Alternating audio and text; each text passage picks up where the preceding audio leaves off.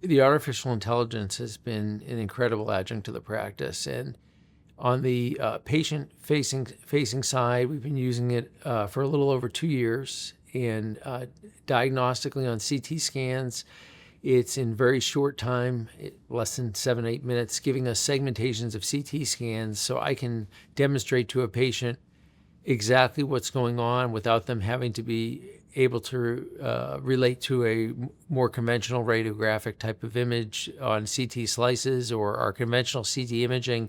The 3D images are not solid files, so those are not easy for a patient to interpret. So it lets us show the patient exactly what's going on. We also are able to get a three-dimensional CT scan report from the artificial intelligence, and a component of that is it gives us CT slices on individual teeth. So if you have a patient with a problem on an individual tooth, I can jump to that individual slice on the artificial intelligence and work with the patient looking at a single tooth 3D x-ray, which is less intimidating for a patient than watching me scroll through a whole CT scan, and the patient can see exactly what I'm looking at. I think when I'm scrolling through a full CT scanned data set, it's easy for me to follow, but it's a lot for a patient to follow.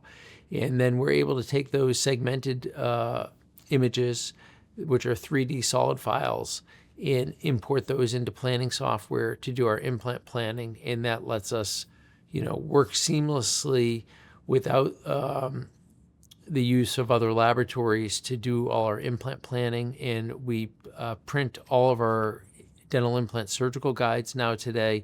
The only ones we don't print are for full arch cases where we use 3D titanium printed stackable guides that fit perfectly on the bone and give us accurate ways to do that. And we have a lab that we partner with for that.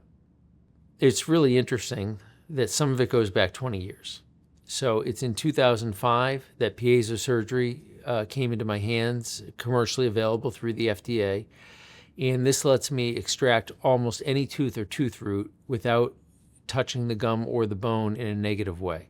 So I can take any broken piece of tooth out, and when I have the tooth out, you can take a photograph and it looks like it was made invisible and disappeared. There's no bleeding of the gums, there's no damage to the bone.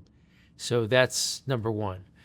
Number two is growth factor technology. In December 2005, recombinant human platelet-derived growth factor was approved by the FDA in a product called GEM21S, and we use that about 400 times a year. So we use it about, if I practice 200 days a year, we use it about twice a day, and therefore have done over 8,000 treatments with that, and that lets me regenerate bone unbelievably, predictably, fast turnover. In 4 months, I could take an area with a horribly damaged fractured root and have solid bone. I could take a sinus lift in 4 months and have solid bone, just mixing that with bone allograft. And that is incredible. It also affects the overall wound healing. So if we're doing any soft tissue root coverage procedures, either with the patient's own tissue or with a tissue substitute, we'll soak the graft in the growth factor. I'll also put a couple drops of the growth factor into the wounds, and the healing is remarkable. When patients come in at 1 to 2 weeks from a connective tissue graft donor site in the palate, I can take out the sutures. There's usually no bleeding.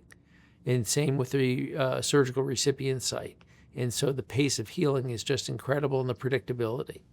And it's also allowed us to do guided bone regeneration, which is when there's not enough bone for dental implants, and the term is either guided bone regeneration or ridge augmentation to make the bone wider. That's a surgical procedure, and I'm able to utilize tissue substitute of bone allograft, the growth factor. I can do it with an absorbable membrane, which takes away some of the infection risks or major complication risks with non-absorbable materials or titanium mesh, and we're able to do those in a predictable way. The next side is guided dental implant surgery, which also goes back 20 years. My first cases of that were 2004.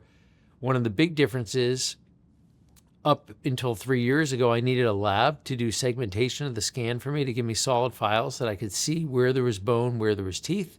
And it was a human doing that, so it was not extremely accurate. If you looked at a tooth root after segmentation, it didn't look like a tooth root. It was very fuzzy and mal-shaped around it. And the second thing is, if I wanted a surgical guide made, it took 2 weeks to get it back.